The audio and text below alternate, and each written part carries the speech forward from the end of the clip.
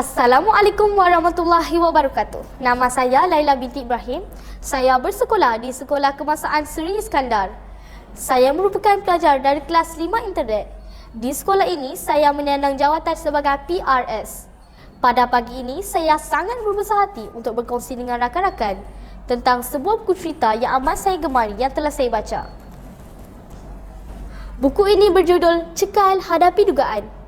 Penulis buku ini ialah Zabri Hadri dan Vedra. Penerbit buku ini ialah Pustaka Nurani dan buku ini diterbitkan pada tahun 2020. Halaman buku ini setebal 30 muka surat. Buku cerita ini mengisahkan tentang 3 orang sahabat iaitu Hadi, Gopal dan Melin yang mempunyai hobi suka mendaki bukit.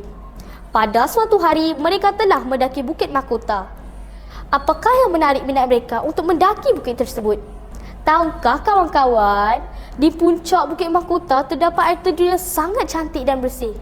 Mereka tidak sabar hendak bermandi manda di puncak bukit itu. Tetapi malangnya, mereka telah tersesat. Apakah yang terjadi kepada mereka? Dapatkah mereka menjumpa jalan keluar? Ya, itulah keistimewaan buku ini. Penulis berjaya menciptakan konflik antara mereka 3 sahabat dalam mencari jalan keluar dari hutan tersebut. Walau bagaimanapun, konflik ini dapat diselesaikan dengan bijak oleh mereka bertiga, yang mana mereka telah menulis perkataan "kami tersesat" di selai baju dan digantungkan pada batang pokok. Selain itu, yang menarik minat saya untuk membaca buku ini kerana buku ini menggunakan bahasa yang mudah untuk difahami oleh murid-murid seperti saya. Setiap muka surat disertakan gambar-gambar berwarna yang menarik.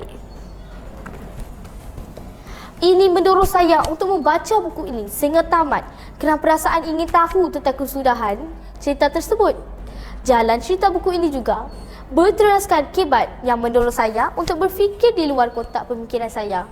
Hal ini secara tidak langsung mengasah otak saya supaya berfikir secara lebih kritis.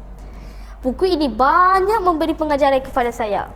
Antaranya, kita mesti cekal menghadapi dugaan dan tidak mudah putus asa sekiranya menghadapi masalah. Selain itu, kerjasama amat penting dalam menyelesaikan sesuatu masalah. Namun begitu, hanya satu saja kelemahan buku cerita ini, iaitu teknik penceritaan yang kurang suspense. Di dalam hutan yang tebal, penulis tidak mengetengahkan adegan-adegan suspense seperti terjumpa binatang buas atau terputus bekalan makanan. Demikian saja resensi buku cerita ini daripada saya. Saya berharap perkongsian daripada saya ini sedikit sebanyak mendorong rakan-rakan semua untuk membaca buku cerita ini.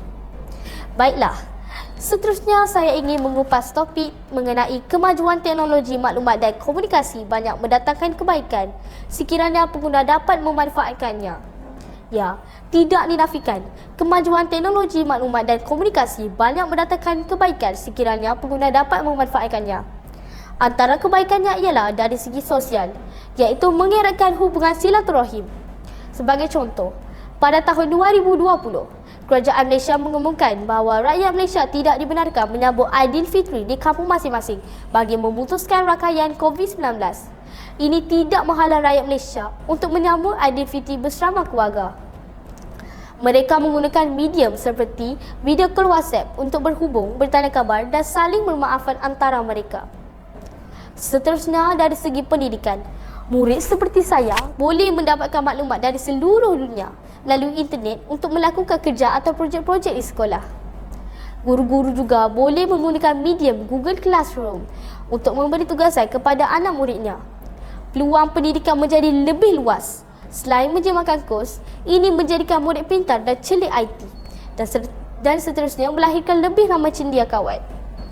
Selain itu, dengan hanya memiliki sebuah komputer pribadi yang disambungkan dengan perkhidmatan internet, masyarakat boleh mendapatkan maklumat dari seluruh dunia. Contohnya, masyarakat Malaysia boleh pergi ke laman web WHO untuk mengetahui data terkini tentang COVID-19 yang melanda dunia. Oleh itu, terbuktilah bahawa kemajuan teknologi maklumat dan komunikasi banyak mendatangkan kebaikan sekiranya kita sebagai pengguna bijak untuk memanfaatkannya.